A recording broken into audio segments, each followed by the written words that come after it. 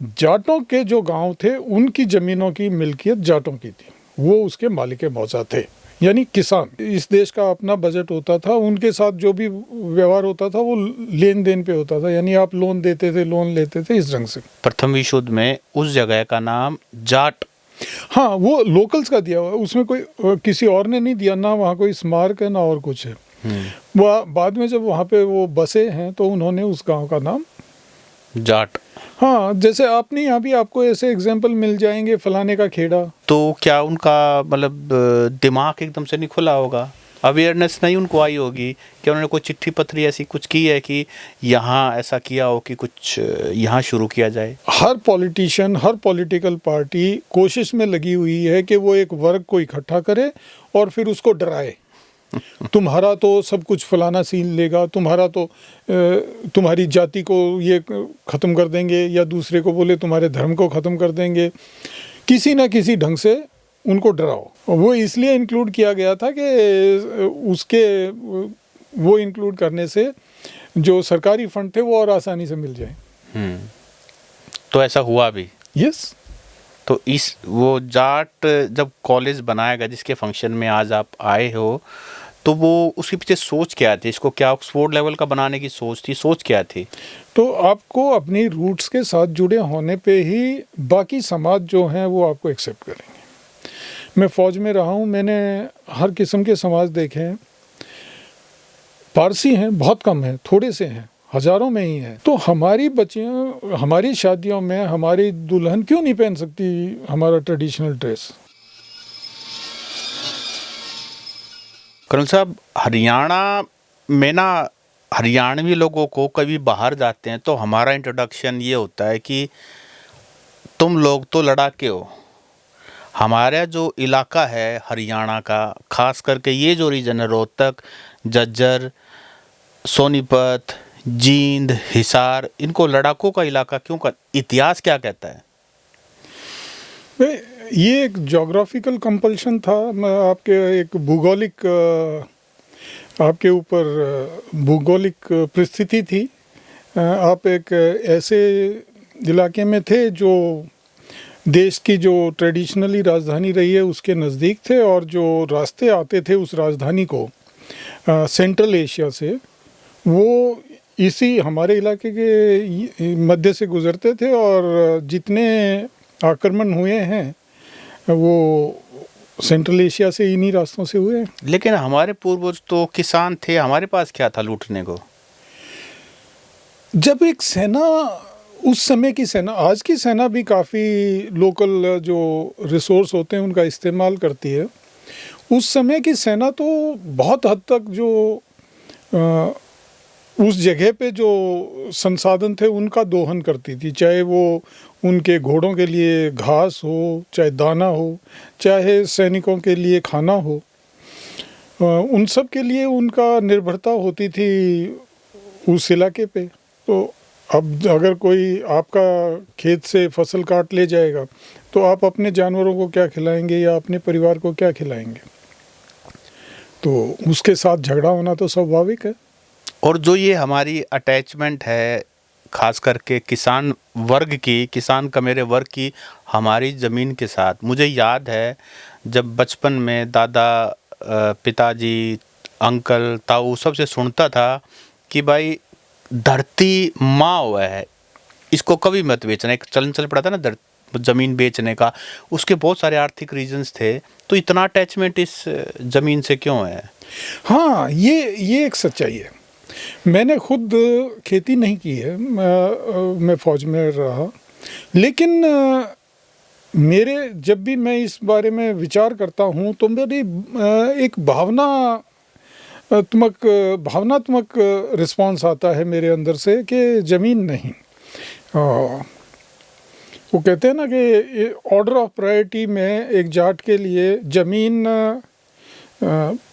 अपने परिवार से पहले आती है। तो मतलब ज़मीन से बहुत गहरा किसानी। देखिए बाकी जगह हम लोग जो थे ना, हम जो एक बड़ा सुंदर उर्दू का और पर्शियन भाषा का शब्द है मालिक मौजा। हम मालिक मौजा थे, यानी हम इस ज़मीन के मालिक थे, हम मुजारे नहीं थे, हम कभी मुजारे नहीं रहे। हमारे ऊपर किसी जागीरदार का, किसी नवाब साहब का उसकी ज़मीन हम नहीं जोतते थे, हम अपनी ज़मीन जोतते थे। मुजारे कौन होते हैं? मुजारा शब्द इस्तेमाल होता था उसके लिए जो किसी और की ज़मीन पे खेती कर रहा है और उसके बदले में उसको वो किसी किस्म का टैक्स दे रहा है। Kind of tenant farming. हाँ। तो ये हरियाणा में जाटों के पास ज़मीन कब से है? इतिहास क्या कहता है? इतिहास में ऐसा कोई, मैं इसको घुमाता हूँ कि इतिहास में किसी जगह कोई ऐसा वर्णन नहीं है कि किसी और वर्ग ने ये कहा हो कि जाटों ने उनकी ज़मीन ली। तो स्पष्ट है कि अमीर थे। अच्छा, जाट ही यहाँ पर। हाँ, और किसी ने तो आज तक कभी मुकदमा डाला नहीं कि उसकी ज़मीन हमने ली। अच्छा, तो ज़मीन ये मतलब काफ़ी समय से, जब से देखिए आप, सबसे पहले और सबसे बड़ा जो लैंड सर्वे हुआ था वो हुआ था अकबर के समय में, जिसका रिकॉर्ड है। उसने टोडरमल जो उनका रेवेन्यू दीवान था उसके अध्यक्षता में ये हुआ था, जिसके अंदर उन्होंने ज़मीन का रिकॉर्ड किया था कि ज़मीन कौन सी जगह किस किस्म की है, ताकि उसके ऊपर उसी हिसाब से टैक्स लगाया जा सके, और उस ज़मीन की मिल्कियत किसकी है। वो रिकॉर्ड हाजिर है आईने अकबरी में, और उसमें मालिक मौजा हम हैं। जी। और जो जाट समाज है हरियाणा में करीब, मतलब सॉरी, एक चीज़ मैं आपको बता दूं, मतलब हमसे मेरा मतलब हरियाणा के कृषक वर्ग, जो मान लो अगर कोई ब्राह्मणों का गांव था तो उसमें मालिक मौजा ब्राह्मण थे, अगर राजपूतों का गांव है तो उसके मालिक मौजा राजपूत थे, अगर गुजरों का गांव था तो वो, लेकिन जाटों के जो गांव थे उनकी ज़मीनों की मिल्कियत जाटों की थी, वो उसके मालिक मौजा थे, यानी किसान। अच्छा, एक कई बार मैंने एक ट्रिब्यून में खबर पढ़ी थी, मेरा आपसे सबसे पहली बार संपर्क तभी हुआ था, आपने उसमें एक लेख था आपकी तरफ से कि जाटों के नाम से एक इजराइल में कोई गांव है। यस। वो कहानी क्या है? वो कब की कहानी, क्या रेफरेंस है उसका? उसका रेफरेंस है प्रथम महायुद्ध से। प्रथम महायुद्ध में जो ये कई थिएटर थे जिनको युद्ध के विवरण में थिएटर कहा जाता है, यानी एक ऐसा इलाका जिसमें एक युद्ध चल रहा है जिसका बाकी युद्धों से कोई सीधा संबंध नहीं है। तो जैसे एक यूरोपियन थिएटर था, एक मिडल ईस्ट थिएटर था, एक मेसोपोटामिया था। तो अब वो युद्ध करने वाले सब जगह वही थे, जर्मन मतलब एक्सिस पावर्स और अलाइड पावर, लेकिन जो कुछ मध्य पूर्व में हो रहा था, मिडल ईस्ट में हो रहा था, उसका सीधा संबंध यूरोप से नहीं था, मतलब वही सेना दोनों जगह नहीं लड़ रही थी। जो मध्य पूर्व में और मेसोपोटामिया में, जिसको इराक कहते हैं आज के दिन, इन जगहों पे जो युद्ध हुआ था उसमें अधिकतर सेना जो थी वो हिंदुस्तानी थी, यानी कि अगर वहाँ पे 100 सैनिक लड़ रहे थे तो उसमें से 80 सैनिक जो थे वो हिंदुस्तानी थे, 20 सैनिक जो थे वो ऑस्ट्रेलिया से, न्यूजीलैंड से, वेस्ट इंडीज़ से और इंग्लैंड से आए थे। इनमें से जहाँ तक मध्य पूर्व यानी इजिप्ट, फ़लस्तीन और इज़राइल के थिएटर का संबंध है, वहाँ पे इन 80 भारतीय सैनिकों में से 40 हरियाणा से थे। ये प्रथम विश्व युद्ध की बात करें? प्रथम विश्व युद्ध, अंग्रेजों की सेना, ब्रिटिश आर्मी में। हाँ, जो उसको नाम तो इंडियन आर्मी ही था हमेशा से। अच्छा, ब्रिटिश इंडियन आर्मी ऐसा नाम नहीं था? ना, इसका नाम इंडिया का अपना बजट होता था। एक थोड़ा सा ये लोग बड़ा वो सिंपलिस्टिक कर लेते हैं। जो लंदन के साथ हमारे संबंध थे वो एक तरह से एक ऑक्सिलरी के संबंध थे।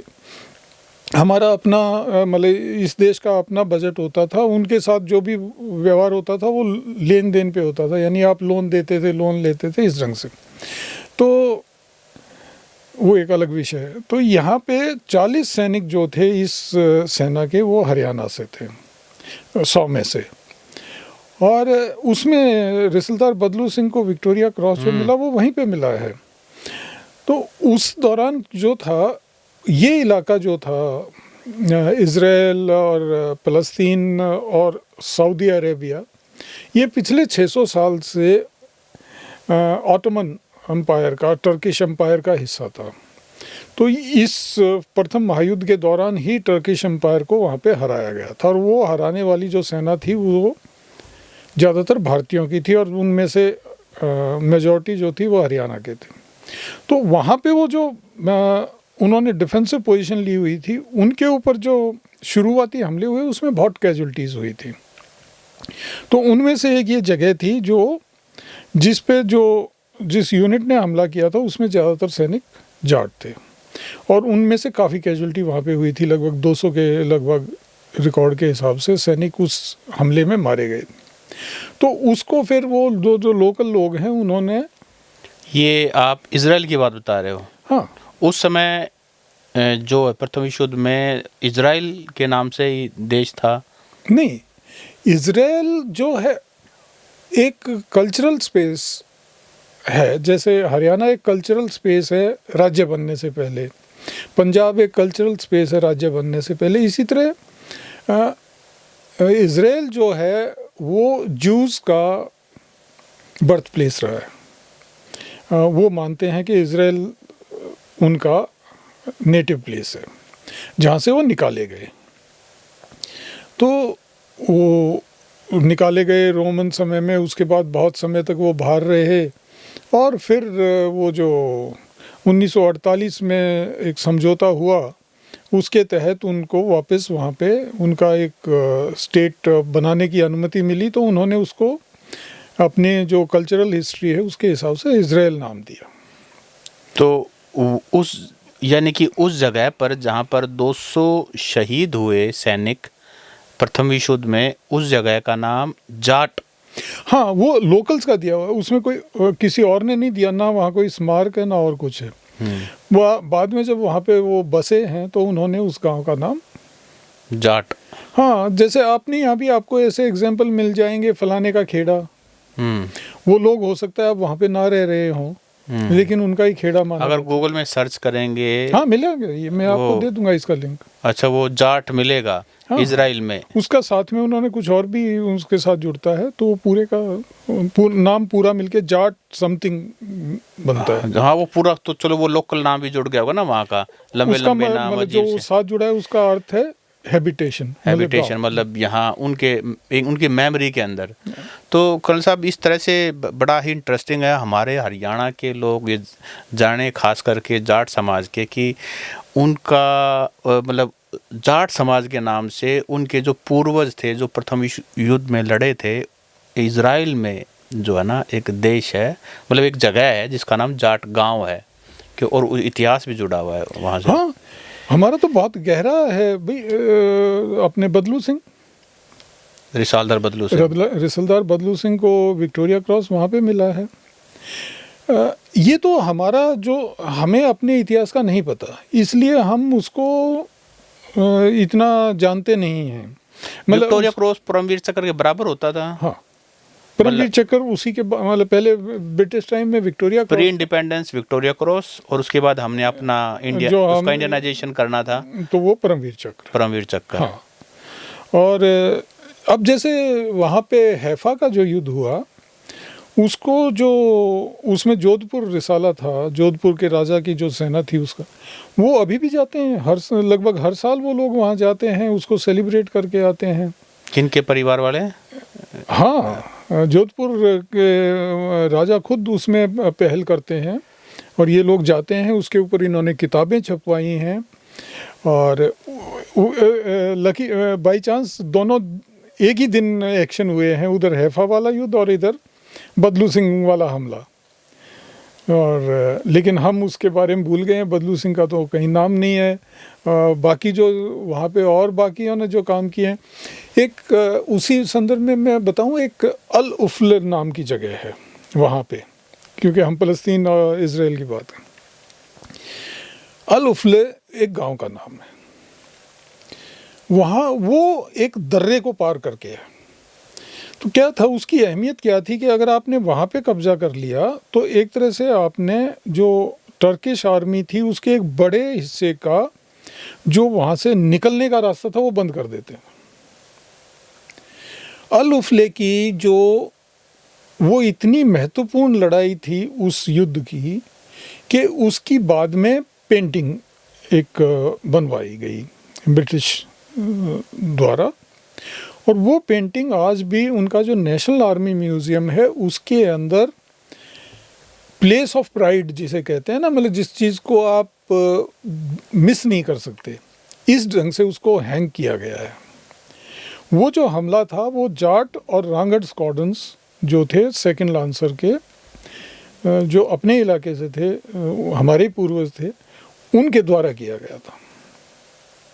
यानी हैफा के मुकाबले में ये अल उफले वाला हमला किसी तरह से कम नहीं है। हैफा के ऊपर दिल्ली में मेमोरियल है। हैफा को सेलिब्रेट करने के लिए जोधपुर से जो उनके वंशज हैं वो आज भी जाते हैं, और अपने यहाँ उसका कहीं जिक्र भी नहीं मिलेगा। उसके पीछे शायद उनके पास शायद उतने रिसोर्सेज होंगे, डीप पॉकेट्स होंगे, इसीलिए वो अपनी लेगेसी को जिंदा रख पाए। हमारे वाला शायद कृषक समाज था, उनको रोजी रोटी से ही। अच्छा कर्नल साहब, इसके साथ साथ प्रथम विश्व युद्ध की आपने बात की, जब हमारे पूर्वज सैनिकों के रूप में जब गांव छोड़ के विदेश गए, 7 समुंदर पार किए, वहाँ के एजुकेशन सिस्टम को देखा, वहाँ के बाकी चीज़ों को देखा, तो क्या उनका मतलब दिमाग एकदम से नहीं खुला होगा? अवेयरनेस नहीं उनको आई होगी कि उन्होंने कोई चिट्ठी पत्री ऐसी कुछ की है कि यहाँ ऐसा किया हो कि कुछ यहाँ शुरू किया जाए?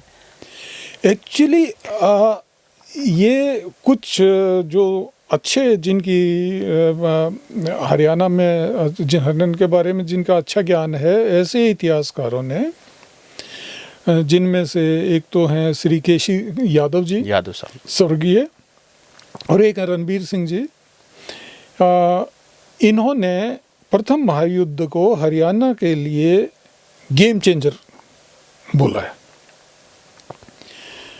जो एक सही विवरण है।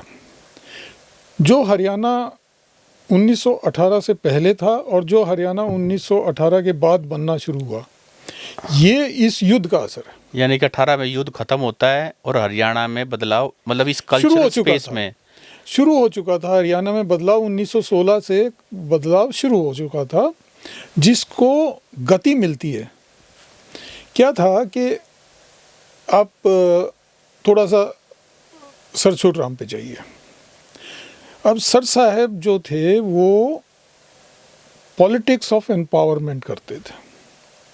पॉलिटिक्स ऑफ एम्पावरमेंट का मैं बताऊं, एक फ़र्क दिखाऊं। आज के दिन जो पॉलिटिक्स होती है, आज के दिन से मेरा मतलब 1947 के बाद से जो पॉलिटिक्स हो रही है, वो है विक्टिमहुड की पॉलिटिक्स। हर पॉलिटिशियन, हर पॉलिटिकल पार्टी कोशिश में लगी हुई है कि वो एक वर्ग को इकट्ठा करे और फिर उसको डराए। तुम्हारा तो सब कुछ फलाना सीन लेगा, तुम्हारा तो तुम्हारी जाति को ये ख़त्म कर देंगे, या दूसरे को बोले तुम्हारे धर्म को ख़त्म कर देंगे। किसी ना किसी ढंग से उनको डराओ और उनको डरा के अपने साथ मिलाओ, और फिर उनका कुछ मत करो, उनको डरा के रखो बस। सर छोटूराम की पॉलिटिक्स थी एम्पावरमेंट की। उन्होंने कहा कि एक अनइवन प्ले फील्ड है, जिसके अंदर जो पब्लिक फंड है वो आ रहा है कृषि से, और खर्च हो रहा है अर्बन एरियाज़ पे और उन पे। तो उन्होंने उसको लेवल किया। साथ में उन्होंने ये कहा कि भाई ये जो तुम ग्रामीण हो ना, ये तुम्हारे को मुफ्त में कुछ नहीं मिलने वाला है, तुम्हें अपना भी खुद करना पड़ेगा। तो उन्होंने उस समय का जो समर्थ वर्ग था, जो सक्षम वर्ग था, वो कौन था? जो जिसके पास कृषि के साथ साथ नौकरी से भी पैसा आ रहा था, मेनली सैनिक।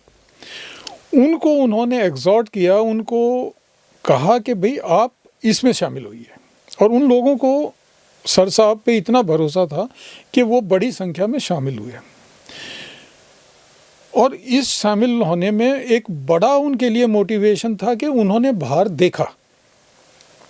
अब जैसे एक टेकचंद हैं, 6 जाट के 4 जून 1918 को वो फ्रांस से लिखते हैं सर छोटूराम को चिट्ठी कि जी यहाँ पे आके हमें महसूस हुआ कि हम कुछ ज़्यादा ही बटे हुए हैं और ज़्यादा ही अपने स्वार्थ को देखते हैं।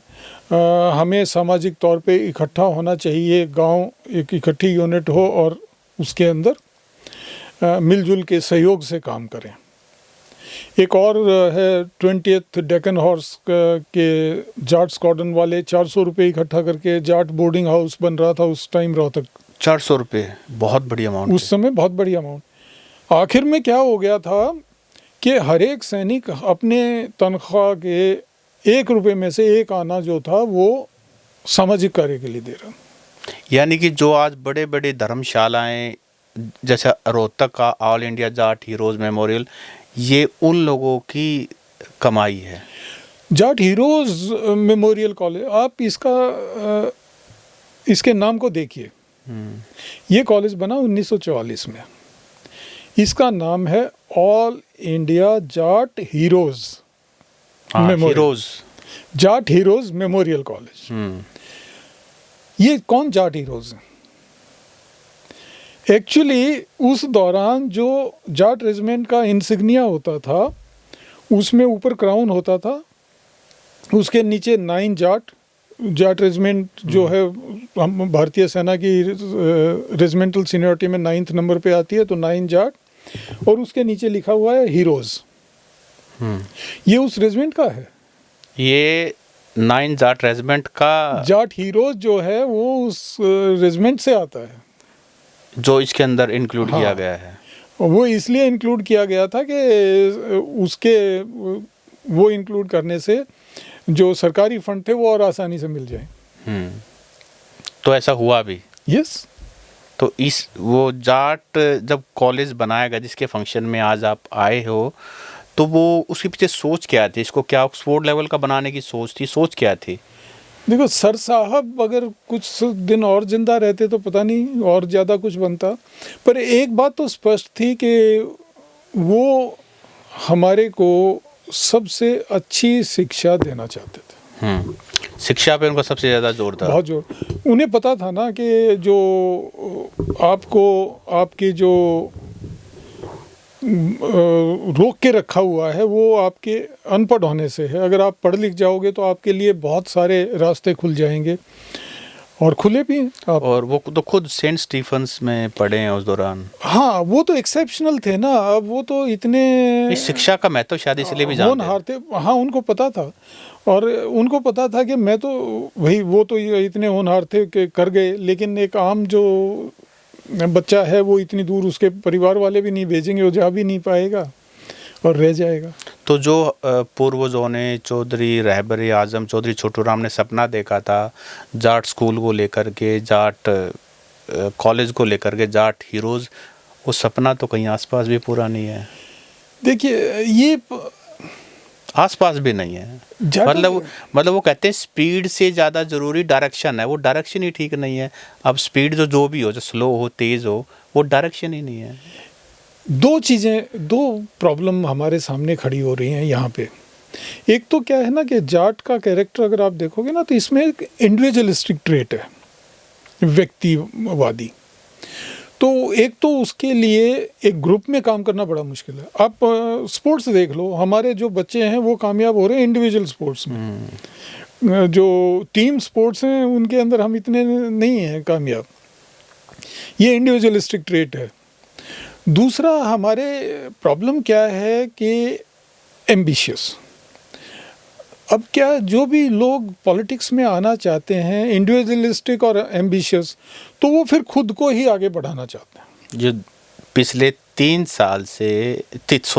3 बार से जो मेजॉरिटी ऑफ द जाट्स हैं जो जिस पार्टी को सपोर्ट कर रहे हैं वो सिर्फ इसलिए नहीं आ पा रहे, मतलब सरकार में बना किस लिए नहीं पा रहे। और तीसरी बार तो चलो ये तो रेलिवेंट पॉलिटिक्स हो गई, ये कंटेम्प्रेरी, मतलब इसकी तो हम बात नहीं करेंगे। तो जो जाट कॉलेज का अपने इतिहास बनाया, चौधरी छोटूराम की जो हमने बात की, वो जो चाहते थे वो तो नहीं हो पाया। और अगर आज चौधरी छोटूराम जी कहीं से देख रहे होंगे इस सारे सिस्टम को, तो क्या सोच रहे होंगे? देखो वो व्यक्ति था ना, वो जेन्युइनली कमिटेड था समाज सेवा के लिए। उनके समय में पे बहुत होती थी और वो अपनी ज़्यादातर पे जो थी वो कॉमन कामों पे खर्च करते थे, कॉमन गुड पे। वो कोई अपने पीछे बहुत बड़ी लीगेसी नहीं छोड़ के गए हैं। और जबकि उस समय तो उनको ऑनेस्टली सरकार से बहुत पैसा मिलता था, यानी इतना पैसा मिलता था कि शायद आप यूँ मान लो कि 100 टीचर्स के मुकाबले में उनकी अकेले की तनख्वाह उस समय के हिसाब से। तो वो एक अलग है। इनसे उम्मीद ये है कि अब तो कम से कम इसको क्वालिटी इंस्टीट्यूशन बनाएं। अपने मुझे एक चीज़ हरद्वारी लाल की बड़ी ठीक लगती थी, जो वीसी होते थे। हाँ, एमपी भी रहे, हाँ, मंत्री भी रहे, एजुकेशन मिनिस्टर भी रहे। तो वैसे तो उनकी ईगो बहुत भारी थी, हिमालय से भी वैनिटी तो हिमालय से भी बड़ी ईगो थी उनकी। लेकिन जैसा कि कुछ उनके अंदर एक अच्छाई बहुत बड़ी थी कि एज अ वाइस चांसलर उन्होंने जो फैकल्टी रोहतक यूनिवर्सिटी के अंदर ली वो मेरिट के आधार पे, और दूर दूर से बुला के हाँ, प्रोफेसर लगाए उन्होंने। और उन्होंने क्या किया कि जो एडमिनिस्ट्रेटिव स्टाफ था ना, चौकीदार लगाना है, क्लर्क लगाना, उसमें उन्होंने कॉम्प्रोमाइज किए थे, लेकिन फैकल्टी पे उन्होंने कॉम्प्रोमाइज, एजुकेशन वाली जो है। तो मैं तो इनको जो जाट संस्था वाले इनको ये कहूँगा, भाई कम से कम फैकल्टी पे मत कॉम्प्रोमाइज़ करना, बाकी अपना जो भी तुम्हें करना है। लेकिन सच्चाई तो ये है कि वो, खैर जो भी है, हम उन बातों पे नहीं जाएंगे क्योंकि वो तो जग जाहिर चीज़ें हैं। अच्छा अकल साहब, हरियाणा में जो जिस तरीके से अभी हरियाणा है, कुछ एडवांटेज भी हैं, दिल्ली के पास हैं, तो हरियाणा का फ्यूचर क्या देखते हैं आप कि हमारा जो, क्या हम धीरे धीरे ऐसे, गांव तो लगभग ख़त्म हो गए हैं या तो लोग बाहर निकल गए हैं। आप ही मुझे ऐसे लगे जो, मतलब ऐसे बहुत कम एग्जांपल हैं जिन्होंने रिटायरमेंट के बाद अपने पुराने घर को दोबारा से ज़िंदा किया है, वहाँ आप रेगुलर टच में हैं, लेकिन ऐसे लोग कितने हैं? बहुत कम है। तो ऐसे तो गांव बचेगा ही नहीं। देखो, पहली बात तो मैं क्यों ऐसा कर रहा हूँ, मैं ऐसा इसलिए कर रहा हूँ कि आपकी अगर आपकी रूट्स नहीं है ना, तो आप कुछ नहीं हो। तो आपको अपनी रूट्स के साथ जुड़े होने पे ही बाकी समाज जो हैं वो आपको एक्सेप्ट करेंगे। मैं फ़ौज में रहा हूँ, मैंने हर किस्म के समाज देखे हैं। पारसी हैं, बहुत कम हैं, थोड़े से हैं, हज़ारों में ही हैं। कभी वो अपने कार्य क्षेत्र में कभी किसी दूसरे के साथ भेदभाव नहीं करेंगे, लेकिन वो अपने कल्चर, अपनी रूट्स के प्रति पूरी तरह समर्पित हैं। तो मुझे नहीं लगता कि आपका जो वर्क स्पेस है उसके ऊपर अगर आप ईमानदारी से काम करें तो आपकी कल्चरली रूटेड होने से कोई फ़र्क पड़ता है। तो इसलिए मैं कंफर्टेबल हूँ अपने रूट्स के साथ। दूसरी बात ये है कि हरियाणा का क्या होगा। देखो, हरियाणा की एडवांटेज और डिसएडवांटेज है दिल्ली। अच्छा, एडवांटेज तो पता है, डिसएडवांटेज क्या है? देखो, एडवांटेज तो इमीडिएट है, ऑब्वियसली, कि भी आपको नौकरी मिल रही है, काम मिल रहे हैं, कनेक्टिविटी है, आपकी ज़मीन के रेट बढ़ रहे हैं, फलाना ढिमकाना। नुकसान क्या है कि इससे आपकी डेमोग्राफी होएगी चेंज, हो रही है। अब जब आपकी डेमोग्राफी चेंज होएगी और आप अपनी रूट्स के बारे में सीरियस नहीं हो, तो आपके नंबर्स इतने ज़्यादा नहीं है। पूरे हरियाणा की जो जनसंख्या है, जो हरियाणवी हैं, अगर आप उनको ही लें तो सन 47 के बाद एक बड़ा वर्ग तो चला गया हरियाणवी। वो लोग कल्चरली हरियाणवी थे जो चले गए थे, तो उसके बाद आ गया था। अब उसके बाद एनसीआर बनने के बाद कुछ और भी ज़्यादा आ गया है। तो अब एक जो कल्चरली नॉन हरियाणवी एलिमेंट है आपके यहाँ पे, वो 2,80,00,000 में से मैं कहता हूँ 80 लाख है, बच गए 2 करोड़। अब इस 2 करोड़ में से जो हरियाणवी कल्चर को अपनी कल्चर मानता है, वो कोर जो है वो है जाट। ये आप किसी को अच्छा लगे बुरा लगे, लेकिन ये सच्चाई है। बाकी अपने आप को एक और दूसरी बड़ी एंटिटी से जोड़ते हैं, पैन इंडिया एंटिटी से। वो अपनी जाति को बाकी जगहों पे जो उनकी जाति है उनसे जोड़ते हैं। आपके पास ऐसा जोड़ने को कुछ नहीं है। हाँ, भी कुछ नहीं है। आपका यही है। ज़्यादा से ज़्यादा राजस्थान के धौलपुर से, और हाँ, थोड़ा ज़्यादा से ज़्यादा से ज़्यादा कुछ थोड़ा ये वेस्ट यूपी से, मुरादाबाद, वेस्ट बागपत, यूपी। ये वाला। हाँ। वो भी सेंट्रल मतलब वही चौरी देवीलाल कहा करते कि अलीगढ़ से ईस्ट में जाट नाम का जानवर नहीं मिलता। तो अलीगढ़ से ईस्ट में नहीं मिलते हो और भाई सहारनपुर से नॉर्थ में नहीं मिलते हो, तो यही एक एरिया है जो आपका है। और आपकी जो कुल मिला के जो मेरे हिसाब से तो आबादी है वो इन सारे इलाकों की मिला के 1.5 करोड़ से ज़्यादा नहीं जाती। तो ये है जिनका ये एक कल्चरल आइडेंटिटी है। अब ये इनकी अपनी समझ की बात है कि ये अपने बच्चों को रूटलेस छोड़ना चाहते हैं या अपनी आइडेंटिटी को संजोना चाहते हैं। इन्हें इन्वेस्ट करना पड़ेगा, इन्हें टाइम इन्वेस्ट करना पड़ेगा, इन्हें अपने रिसोर्सेज इन्वेस्ट करने पड़ेंगे, रिकॉर्डिंग करनी पड़ेगी अपने जो आपकी हिस्ट्री है उसको जेन्युइन को रखना पड़ेगा और फालतू को निकालना पड़ेगा। आपको अपने रीति रिवाजों को मॉडर्न टाइम्स में अट्रैक्टिव बनाना पड़ेगा।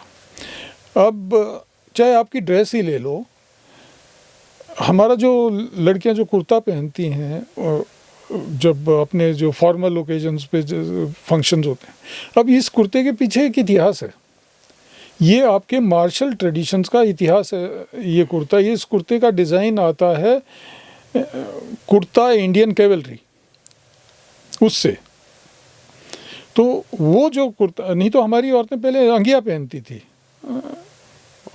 हमारी परदादी या उनकी सास अंगिया पहनती थी। ये चेंज किया गया था। ये कॉन्शियस डिसीजन था चेंज करने के लिए कि हम अपनी जो हमारी मार्शल अचीवमेंट्स हैं उनको अपने ड्रेस के थ्रू। सूट सलवार की बात करें आप? मैं कुर्ता और दामन की बात कर रहा हूँ। कुर्ता और दामन। तो वो जो कुर्ता है अगर आप नोट करोगे तो उसके अंदर हाँ उसके वो रंग बेशक सफ़ेद है लेकिन उसके वो फौजी फ्लैप हैं, उसके दो वो हैं जेबें हैं, गोज हैं, साइड में भी गोज हैं। अगर वो कुर्ता पाकिस्तान का जो स्काउट्स हैं वो अभी भी पहनते हैं। उन्होंने नहीं चेंज किया है। हमारे यहाँ पे हमारी फ़ौज में वो चेंज हो गया है। ये इंडियन कैवलरी का कुर्ता था और हमारे ज़्यादातर कैवलरी में सर्व करते थे, तो ये उसकी निशानी है। अब इस चीज़ को आप सोचो कि हमेशा ही लड़कियां कुर्ता पहनती रहें, ऐसे ही ढीला ढाला कुर्ता पहनती रहेंगी तो वो बात नहीं बनती। तो लेकिन ये अब हमारे जो भी इस फैशन डिज़ाइनिंग वगैरह में हैं हमारे, उनको इस कुर्ते को थोड़ा सा मॉडिफाई मॉडर्न रूप ताकि वो नए दौर के साथ चल सके। अब अगर एक पारसी लेडी अपने शादी के समय में ट्रेडिशनल पारसी साड़ी ही पहन सकती है जो बिल्कुल आउटडेटेड लगती है, उल्टा उसका पल्लू आता है वगैरह, तो हमारी बच्चियाँ हमारी शादियों में हमारी दुल्हन क्यों नहीं पहन सकती हमारा ट्रेडिशनल ड्रेस? ये तो इन फैशन डिज़ाइनर्स दामन और वो ऊपर कुर्ता उसको मॉडिफाई करना और वो करना तो इन फैशन डिज़ाइनर्स जो इस क्रिएटिव फील्ड में उनका काम है, उन्हें करना चाहिए। अगर वो नहीं करेंगे तो ये गुम हो जाएगा। तो ये इसका भी कुर्ते और दामन का भी अपना इतिहास है। यस। तो ये किस दामन खारा दामन जो है, दामन एक्चुअली शुरू होता है जब आपके पास मशीन मेड क्लॉथ आना शुरू हो जाता है। उससे पहले खारा था। खारा रेजा से बनता था और बिल्कुल इसका एक इसके पीछे एक साइंस है। जो हमारी ड्रेस है, हमारी जो औरतें हैं उनका जो खारा या दामन था वो पिंडियों तक था। तो इसलिए नहीं कि उनको ये नहीं पता था कि इसको 2-3 इंच और लंबा करा सकते हैं, उनको खूब पता था। वो जानबूझ के रखा गया था क्योंकि फंक्शनली खेत में काम करते हुए अगर आप के टखनों तक का पहने हुए हो तो मुश्किल हो जाएगी, उसमें झाड़ी कांटे फंस सकते हैं। तो जैसे आपने बताया, मुझे अपनी दादी की पिक्चर याद आ रही है। वो नीचे वो उसके वो पहनते थे सिल्वर के, वो एक पूरा एंकलेट होता था, हाँ हाँ, नीचे कड़ी छलक कड़ी कड़ी कड़ी होती थी, ताकि वो ओड भी ना लगे कि अगर नंगे पैर भी ना दिखे, वो सारी चीज़ें बैलेंस हो जाता था। यस, हर एक चीज़ का ना एक रीज़न था, हमारे घरों के डिज़ाइन में भी एक रीज़न था, हायरार्की ऑफ स्पेस थी। आप बाहर से आ रहे हैं तो एक सबसे पहले पब्लिक स्पेस था जहाँ कोई भी आ सकता था, उसके बाद पॉलिसी आती थी जिसमें जो इकोनॉमिकल इम्पोर्टेंट जानवर और मेल, वहाँ तक आपके जो भी थे जान पहचान वाले वो आ सकते थे। उसके बाद अगला जो बगड़ था उसमें सिर्फ घरवाला ही मेल प्रवेश करता था, और घरवाला मेल भी उससे आगे जो साड़ जाती थी उसमें जाने से पहले थोड़ा सा हाँ रुकेगा, अपना अनाउंस करेगा और बाकी उसको तैयार होने का मौका देगा उसे रिसीव करने के लिए, तभी हो जाएगा।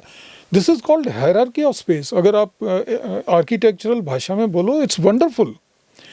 जो अच्छा, फिर दीवारें इकट्ठी जोड़ के बनाते थे, उससे जो इकोनॉमिक कॉस्ट थी मकान बनाने की वो कम हो जाती थी, और जो आपकी विंडोज़ आप नहीं लगा सकते, अगर दीवारें कॉमन है तो विंडो नहीं लगा सकते, तो हवा का जो एयर सर्कुलेशन था वो बगड़ के थ्रू हो जाता था। आपके यंग कपल के लिए, छोरा और बहू के लिए चौबारा बनाया जाता था, so that they get certain amount of privacy. तो अपने समय और अपने साधनों के हिसाब से वो सारी चीज़ें और हमारी क्लाइमेट के हिसाब से बढ़िया थी। अब हम ये मानने वाली बात है कि भाई अब समय उतना नहीं रहा, उतनी ज़मीन नहीं रही, उस टाइप की लाइफस्टाइल नहीं रही, तो चेंज तो आएगा, लेकिन हमें उसको डिस्कार्ड नहीं करना चाहिए, हमें उसको नोट करके रखना चाहिए। और जब कोई बात करे तो हमें ये पता होना चाहिए कि हमारा आर्किटेक्चर भी एक लेवल का था। जी, इसी से मुझे याद आया, पूर्व गवर्नर सत्यपाल जी जो हैं वो बौहर में आए हुए थे, और उन्होंने स्पीच में एक बड़ी अच्छी बात कही थी जो मुझे लग रहा है। उन्होंने कहा कि हरियाणा में जो हमारी बेटियां हैं, मैं एग्जैक्ट बताता हूँ, उन्होंने क्या कहा कि जो हमारी बेटियां हैं ना वो बहुत अच्छा करी है, और हरियाणा को इन्होंने ही बचाया हुआ है, और जब ये पढ़ लिख कर अफसर लगती है ना, और राजस्थान में किसी ठाकुर को या किसी उसको ये डांट मारती हैं, बोला ये इन्हीं की काबिलियत है, बोला जो हमारे लड़के हैं ना वो काम के नहीं रहे, वो किसी और ही चीज़ में उनका कॉन्टेक्स्ट रहा हुआ कोई ना कोई, लेकिन वो बात नहीं रही जो हमारी लड़कियां जिस हिसाब से उन्होंने समाज को डांटा हुआ, हरियाणी समाज को। एक्चुअली एक बात मैं बताऊं, मेरा काफ़ी लंबे समय से ना राजपूतों से संबंध रहा है। राजपूत जो है वो भारत के बहुत सारे लोगों से बेटर ब्रीड है, हाँ बेटर है, इसमें मुझे कोई शक नहीं। तो वो बात एक तरफ। हाँ, मैं इनफैक्ट कई बार तो मैं जब गुस्सा होता हूँ तो मैं अपनी बच्चियों को कहता हूँ, अरे तुम भारत में शादी मत कराओ, तुम बाहर जाओ, लोग बाग तो तुम्हारे को सर पे बिठा के रखेंगे, तुम इतनी काबिल हो, इन बेवकूफ़ों के क्यों पढ़ रहे हो जो ये तुम मारे लगा पहला बयान होता है जी, आपका हो गया तो कत्ती टाड़ हो जाएगी। बट ये फैक्ट है कि हम ना ये एक पूरे भारत की सामाजिक प्रॉब्लम है, हमारे यहाँ पे भी है। हमारी जो माएँ हैं वो अपने बेटों को अच्छी तरह नहीं पालती, वो उनको ज़रूरत से ज़्यादा भाव देती हैं, उनको ज़रूरत से ज़्यादा डिपेंडेंट बना लेती हैं, और वो बाद में फिर सोचता है कि वो तो उसने तो दुनिया पे एहसान कर दिया क्योंकि वो लड़का बन के पैदा हो गया। इट इज़ टाइम कि हम अपने लड़कों को बताएं नहीं बल्कि इंसिस्ट करें कि तुम अपने माँ बुआ के साथ साथ अपनी बहन, अपनी पत्नी, अपनी सहयोगी का भी सम्मान करोगे, बहुत ज़रूरी है। मेरे को हमारे लड़कों में कोई कमी नहीं दिखती, बहुत बहादुर हैं, बहुत कैपेबल हैं, मेहनती हैं, इंटेलिजेंट हैं, लेकिन ये जो उनकी अपब्रिंगिंग की प्रॉब्लम है ना कि बेमतलब में बेवकूफ़ों वाली बात कर देना, स्पेशली कंसर्निंग गर्ल्स, वो नहीं वो बात तो ठीक है, लेकिन एटीट्यूडनल प्रॉब्लम है। एक बिहार का, यूपी का, एमपी का आदमी आके यहाँ रोज़गार कर लेगा, और हमारे यहाँ सब कुछ होने के बावजूद भी हमारा जो लड़का है गांव वाला वो कहेगा जी नौकरी कौन है, क्यों नौकरी क्यों नहीं है, सारी चीज़ें, पर वो कहता है कि भाई मैं करूँगा तो सरकारी करूँगा, नहीं तो मैं करूँगा ही नहीं। ये जो एटीट्यूडनल प्रोग्राम, Yes. बेरोजगारी की ये भी एक बड़ी वजह है। हाँ, सरकार देखो, सरकारी नौकरी का जो है ना हमें छोड़ना पड़ेगा, इसलिए नहीं कि वो अच्छी नहीं है, इसलिए क्योंकि उसकी एक लिमिट है। भाई हरियाणा में वो कहते हैं कि लगभग 3 लाख सरकारी नौकर हैं, जो सेंट्रल गवर्नमेंट है उसके लगभग 30 लाख हैं। तो आप यूँ मान लो कि आपको उनमें से, उन 30 लाख में से भी 2 लाख मिल गए, लाख 2 लाख मिल गए, तो आपके पास कुल मिला के 5 लाख नौकरियों का पॉसिबिलिटी है। अब एक बार जो सरकारी नौकरी लग जाता है वो 25 से 30 साल तक नौकरी करता है जी। तो आप यूं मान लो कि लगभग 25,000 के आसपास, 25-30 कितना बना, अगर हम भाग दें 5 लाख को 25 से तो कितना, 20,000 20,000 20,000 के आसपास नौकरियां आपको एक साल में हरियाणा के हिस्से में आएंगी, इससे ज़्यादा नहीं है, एवरेज अगर आप निकालो। अब हरियाणा की जो पॉपुलेशन है उसके हिसाब से आपके एक साल में लगभग 2.5 से 3 लाख बच्चे पैदा होते हैं, तो उनमें से वहाँ तो 20,000 को ही नौकरी मिलेगी, बाकी को तो कहीं और ही काम धंधा करना पड़ेगा। सिंपल मैथमेटिक्स होगा। तो ये बात हमारे को समझनी चाहिए। काम करने को बहुत हैं आज के दिन, और मतलब उनको कहीं ना कहीं ये भी याद रखना चाहिए कि उनके जो बुजुर्ग रहे हैं उन्होंने कितने कष्ट काटे हैं, और उन्होंने उस समय भी हार नहीं मानी, किसी काम को छोटा नहीं माना, और ना दिन देखा, ना रात देखी, ना बरसात देखी, ना धूप देखी, कैसे उन्होंने खेत में काम करके और यहाँ तक पीढ़ी को पहुँचाया है। बिल्कुल, खेत में काम करना, बैल या ऊँट खाली नहीं खड़ा रखा जाया करता। अगर बीच में समय आ गया कि भाई खेत में काम नहीं है तो भाई किसी का माल उठा दिया। अगर गर्मियों के दिन है भाई, ना माल उठ रहा, कहीं से माल उठाने का है ना और कुछ, सण बांटा जाएगा। मैंने हमारे दादा और उसके बाद हमारे पिताजी वगैरह को कभी दोपहर को नींद लेते नहीं देखा। वो कोई ना कोई काम, ऐसे ही लेडीज़ भी, सब औरतें भी, आदमी भी, कोई ना कोई काम, प्रोडक्टिव काम, बैठे हैं बात करने लग रहे हैं तो साथ में सण भी वो जेवड़ी बांटने लग रहे हैं, खाट ऊन वगैरह का करने लगे, खाट बन लग रहे हैं। हमारी दादी सूत कातन लग रही हैं, सूत काट लिया तो भाई खड्डी ला ली। और आज के दिन हम सोशल मीडिया पे एक दूसरे से लड़ते रहते हैं। उनको तो वो डीजे लगा के जाटा का छोरा, जाटा का छोरा। मुझे लगता है उनको शायद जाट शब्द का अच्छी तरह सिग्निफिकेंस और मीनिंग नहीं पता कि कितनी जिम्मेदारी है। असल में ना ये जो प्रॉस्पेरिटी आई है ना थोड़ी सी, इससे सेलिब्रेट ज़्यादा किया जा रहा है, उसको वो माँ बाप, मैं फिर यहाँ माँ बाप की गलती मानता हूँ। बच्चे को आप, वो स्कूल में है, 11वीं 12वीं में है या कॉलेज में है, आप बुलेट मोटरसाइकिल खरीद के दे रहे हो।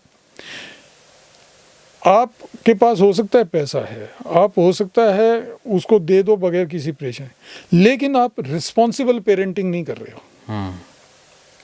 आप या तो डरपोक हो, उस बच्चे के टेंट्रम से डरे हुए हो इसलिए उसको वो पकड़ा रहे हो, या आपको पेरेंटिंग आती ही नहीं। इसके अलावा जो फिर मैं आता हूँ, जो पॉलिटिकल पार्टीज़ ने जिस तरीके से हर किसी को एक मीठी गोली दी हुई है नौकरी की, कि भाई तुम लगे रहो, बिना किसी काबिलियत के तुम्हें नौकरी मिलेगी, मिलती होगी 2% को, 3% को, लेकिन पीछे लगाया है 100% को। भाई पॉलिटिशियन का तो काम है, उसने तो, लेकिन कोई ना कोई रिस्पॉन्सिबिलिटी तो उनकी भी होगी ना। वो रिस्पॉन्सिबिलिटी तब आएगी जब हम उनको रिस्पॉन्सिबल बनाएंगे। वो एक फंक्शन में, चलो कुछ दूसरा उदाहरण देता हूँ। ये जो है ना, आपके पास नेता वही आता है जो आप डिजर्व करते हो। हम उसके सामने हाथ जोड़ के खड़े हुए हैं कि नौकरी लगवा दो, वो कहता है मैं इसने नौकरी का भरोसा दिलाऊंगा तो ये मैंने वोट दे देगा। तो कहता है वोट दूँ, वहाँ मैं नौकरी लगवाऊंगा भाई। हाँ, वो क्यों मना करेगा? वो क्यों मना करे? क्योंकि आप जा रहे हो, हाथ जोड़ रहे हो। आप अगर आप कहो मेरे बच्चे को नौकरी क्यों नहीं लगी जबकि वो इतना काबिल है, मुझे रिजल्ट दिखाओ तुम, तो वो अगली बार अपने आप वो सारा सिस्टम सीधा चलेगा। You have to fight for your rights. हम लोग सोचते हैं कि हमारे को ना इन पॉलिटिशियंस के पीछे घूमने से हमारे अधिकार मिल जाएंगे, नहीं मिलेंगे, कभी नहीं मिलेंगे। तो कुरन साहब, आज आपसे काफ़ी लंबी बातचीत होगी, कुछ फॉर्मल होगी, कुछ इनफॉर्मल होगी, कुछ हिस्टोरिकल होगी। हाँ, बढ़िया कॉन्वर्सेशन। बढ़िया होगी। कुरन साहब, बहुत बहुत धन्यवाद।